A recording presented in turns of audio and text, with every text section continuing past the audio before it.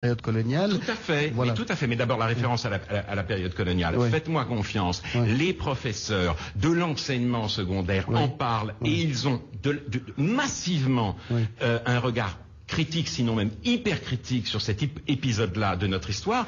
Quant à l'esclavage, bien sûr, il faut en parler, mais avec un vrai souci de connaissance. Un souci de connaissance, c'est autre chose que la volonté de se poser comme un descendant des esclaves et donc de réclamer réparation. Oui. Parce qu'à ce moment-là, on ne veut pas parler de l'abolition de l'esclavage, qu'il ne s'agit pas de célébrer, puisqu'on vous explique qu'il continue. On ne veut pas parler des traites négrières internes à l'Afrique. Demander des réparation, c'est malsain, monsieur Finkielkraut, pour vous ? Demander réparation, c'est malsain dès lors qu'il s'agit simplement de le faire en évacuant ce qui, dans l'histoire, problématise et, si vous voulez, rend le paysage un tout petit peu plus complexe. On va laisser la parole à monsieur Boussouma parce que vous avez mais parlons aussi des traites négrières dans les pays d'islam. Là, on nous fait une sorte... Non, mais aujourd'hui, on parle de la France. Pourquoi vous mélangez tout ?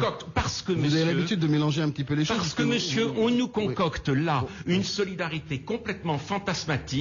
Mais on parle bien de la société française. Arabo-noir, victime simultanée d'une même oppression. Et tout ce qui dérange cette vision est écarté. D'accord. Voilà. Monsieur Boussouma, pour les 4 prochaines minutes. Gardons son calme et revenons sur notre terrain. D'accord. Alors, solidarité arabo-noire, justement. Qu'est-ce que vous répondez à cela ? Mais l'appel est signé par... Vous savez, monsieur Finkielkraut a une obsession de l'ethnique. Une obsession de l'ethnique en permanence. Je vous donne un exemple. Je préférerais que vous raisonniez sur les indigènes que sur M. Finkielkraut. Tout à fait. Oui. Mais juste une petite seconde, parce que justement, la question est de savoir, il faut cesser d'ethniciser en permanence. S'il y a de l'antisémitisme ou s'il y a des problèmes entre communautés, pourquoi préciser tout de suite qu'il s'agit de noirs, d'arabes, comme M. Finkielkraut vous l'avez fait pour le lycée Montaigne. Un petit élève a eu des problèmes. Enfin, vous dites les indigènes aussi. Non, c'est pas cela. C'est que qualifier le petit élève qui a eu des problèmes de petit arabe, comme M. Finkielkraut le fait, alors que pour moi c'est un élève avant toute chose. Alors je crois que là, il y a un problème à travers cette obsession de l'ethnique. Absolument, cette obsession de l'ethnique en permanence, ce n'est tout de même pas nous qui avons dit qu'on déteste en France Israël et les États-Unis parce que ce sont les 2 seules nations ethniques. Je vous demande, qui a dit cela ? Vous avez la réponse. Alors je reviens un petit peu à notre texte. Je reviens à notre texte. Ce texte est un texte qui est effectivement un texte qui rassemble. C'est un texte qui rassemble autour d'un projet de changement. Ce que nous voulons, c'est mettre fin à une souffrance. Et j'aimerais bien qu'on revienne un petit peu sur ce terrain, sur le terrain de ce que vivent les gens dans les banlieues. Le chômage qui atteint dans certains endroits 40%. Je pense à un rapport qui vient d'être fait sur les vieux travailleurs émigrés. 500 000 vieux travailleurs émigrés aujourd'hui seraient comme dans l'indigence. Je veux également parler de tous ces jeunes qui aujourd'hui n'ont pas d'avenir et à qui l'on promet uniquement une gestion sécuritaire des banlieues. Je crois que lorsque nous disons indigène, cela en plus n'a rien à voir avec l'ethnique, puisque nous le disons, c'est pas un hasard si une grande partie des signataires de cet appel sont ce qu'on appelle communément des Gaulois. Ça n'est pas un hasard. Ils se sont reconnus dans un projet qui est un projet novateur, ce que l'invective ne peut en aucune façon apporter. Et ce n'est pas une pétition. Alors depuis sur des ratonnades. Vous allez organiser donc les assises de l'anticolonialisme. Absolument. Même s'il y a eu un petit raté là récemment. Vous allez donc mobiliser. Pourquoi exactement ? Eh bien, nous allons mobiliser pour faire un état des lieux. État des lieux dans la France aujourd'hui.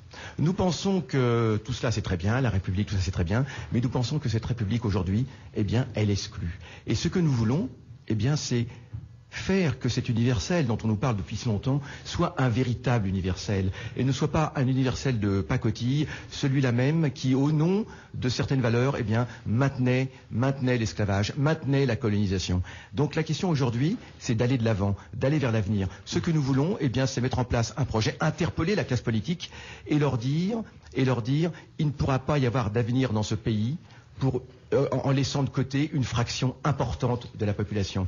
Et c'est cela que nous voulons. Nous voulons mettre fin à cette fracture sociale, cette fracture ethnique. Nous voulons qu'enfin, eh bien, les jeunes aient un avenir décent, les vieux, eh bien, puissent vivre une retraite heureuse.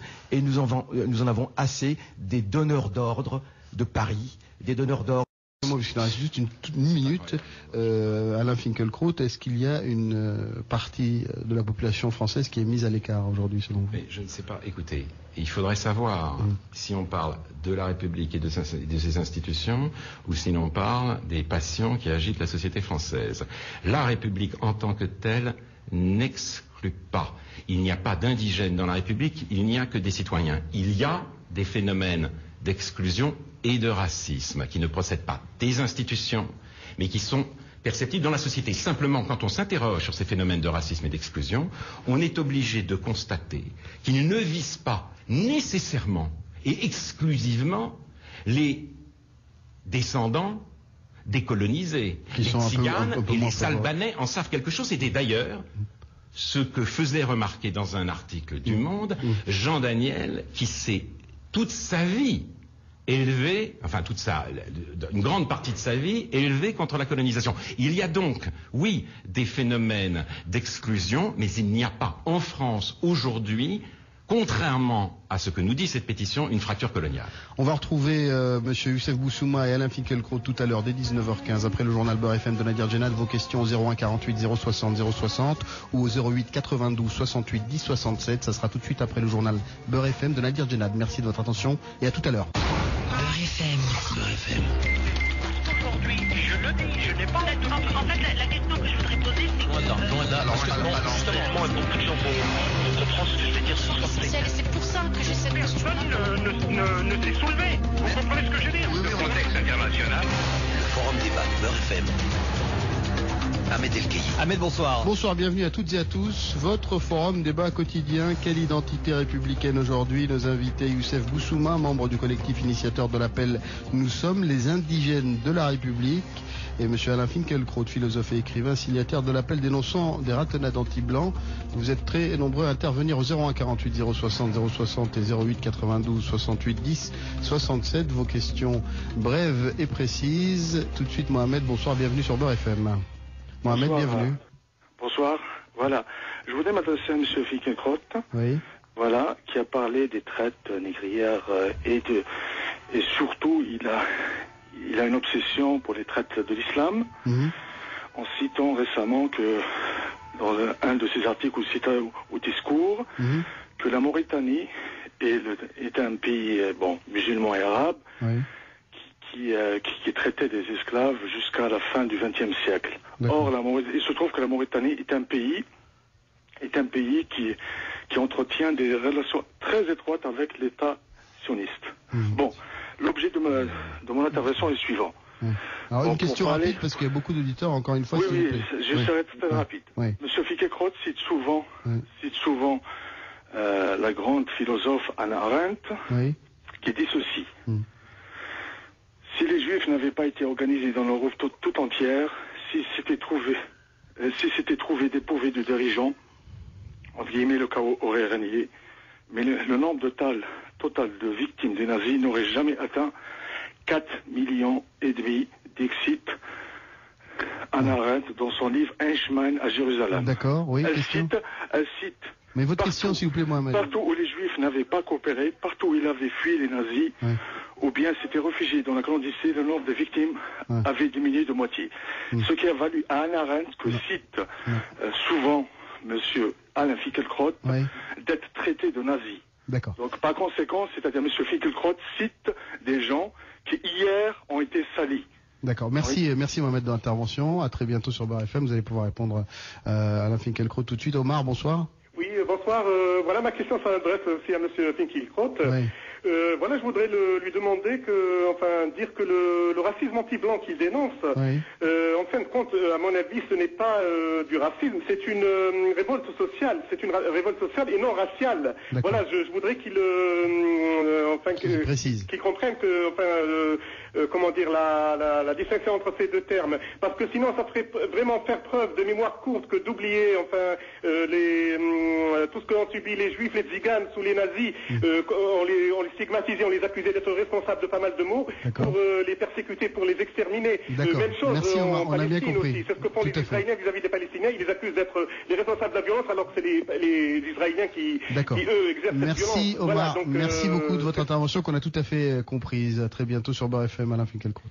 Bien, alors je remarque d'abord que le premier intervenant a parlé d'Israël comme de l'État sioniste, ce qui veut dire qu'il y a encore du travail à faire pour reconnaître ne fût-ce que la légitimité d'Israël, dont je ne suis évidemment pas ici le représentant, et je remarque qu'ensuite il ne s'est servi de Hannah Arendt que pour dire qu'au fond, si les Juifs n'avaient pas coopéré à leur propre anéantissement, les choses n'iraient pas trop mal pour eux. C'est une intervention que moi je juge accablante. Quant à savoir les relations qu'entretient la Mauritanie et Israël, ce n'est pas mon problème. Ouais. Je dis simplement qu'il ne faut pas construire une figure mythique. L'esclavage, et notamment l'esclavage des traites, c'est un problème qu'il faut regarder en face. Non. Or, ce qui m'inquiète aujourd'hui, c'est de voir le désir de reconnaissance, si vous voulez, s'emparer, coloniser, si je puis dire, l'aspiration à la connaissance. Et toute connaissance qui n'alimente pas le désir de reconnaissance et de réparation est mise de côté. Voilà qui me semble inquiétant. Sur la question d'Omar concernant votre qualification... Alors là, c'est très intéressant. Oui. C'est très intéressant. Je crois qu'il faut cesser de faire de poids, de mesure. La sociologie nous dit tout est social. Et d'une certaine manière, elle a raison. Mais alors là, il faut reconnaître qu'il y a aussi un certain aspect social dans le racisme des petits blancs. Le supporter débile, le skinhead, etc., sont des gens qui ont des problèmes sociaux. On a décidé, pour de très bonnes raisons, de leur appliquer le principe de responsabilité. Il y a des causes à ce qu'ils font, mais ils sont responsables de ce qu'ils disent et de ce qu'ils font. De même, pour toutes les formes de racisme. Ne pas oublier la causalité. Non, mais est-ce qu'il n'y a pas une confusion entre délinquance et racisme par rapport aux événements que vous avez cités dans votre appel ? À partir du moment, si vous voulez, les gens ont été saisis par un article du Monde. Le Monde ne nous avait pas habitués avec un langage de vérité. Nous sortons de 15 années de plomb. Voilà un militant de Sud Éducation qui dit ce sont, en l'occurrence, des Noirs qui ont agressé des Blancs parce qu'ils étaient Blancs et qui ne se sont pas contentés de les dépouiller. Et nous savons par de multiples témoignages que ce type d'hostilité existe et il faut cesser de se voiler la face et de dire pour les uns, ils sont forcément coupables parce que précisément ils sont franchouillards et blancs, et pour les autres, ils sont simplement victimes d'une société qui les écrase. D'accord. Alors on va prendre juste 3 questions et vous laisser répondre Youssouf Boussouma. Moustapha de Marseille, David et Nassir qui nous appellent d'Angleterre. Moustapha, bonsoir. Bonsoir. Oui, bonsoir monsieur le guide ainsi qu'à vos invités. Bonsoir. Moi personnellement, je trouve qu'en ce moment, les phrases que j'entends depuis une dizaine d'années sont déplacées et disproportionnées. Un exemple, les signataires, tous confondus, qui ont lancé ce tissu de mensonges envers quelques dizaines de jeunes de banlieue, où je condamne personnellement avec force... Est-ce que vous pouvez poser votre question, Moustapha ? Excusez-moi, qui ont été frappés et volés de leur objet personnel, et ça appartient à la justice de rendre compte au peuple. Tout à fait, oui. Mais je tiens à dire à ce monsieur qui est dans votre plateau, des jeunes Français d'origine africaine ou maghrébine, qui ont commis des actes de délinquance, dans leur majorité, il y avait des blancs quand même. Messieurs, leur sujet au quotidien, ces jeunes qui sont descendus dans les rues de Paris, ils s'en foutent complètement si c'est des blancs ou des arabes ou des noirs. Eux, ils vont bientôt rentrer dans un âge adulte, et leur préoccupation au quotidien, c'est faire du fric, car la société et les politiques n'en veulent pas. D'accord, monsieur. Merci. On va s'arrêter là. Merci de votre intervention qui était très claire. David, bonsoir, bienvenue. Oui, bonsoir. Bonsoir David. Oui. Ça y est, je suis à l'antenne ? Oui, on vous écoute, David. D'accord. Alors voilà, c'est une remarque par rapport à ce que a dit M. Finkielkraut tout à l'heure. Oui. Il a dit que les indigènes ne devaient pas demander réparation parce que ça risquait de camoufler la complexité de son propos. Oui. Je crois savoir que M. Finkielkraut défend la réparation que les Juifs ont obtenue et continuent d'obtenir de différents États suite au préjudice, et je ne sais pas si le mot est assez fort, pendant la Seconde Guerre mondiale.